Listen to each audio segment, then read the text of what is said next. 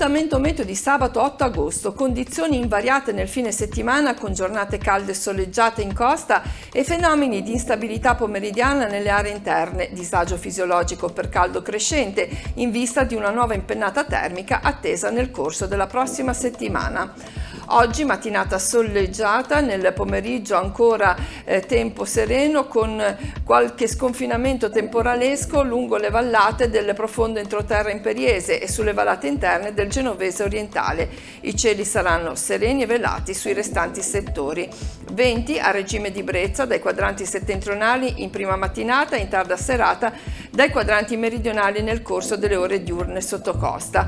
Mare generalmente poco mosso, sottocosta mosso al largo, progressiva scaduta serale su tutti i bacini.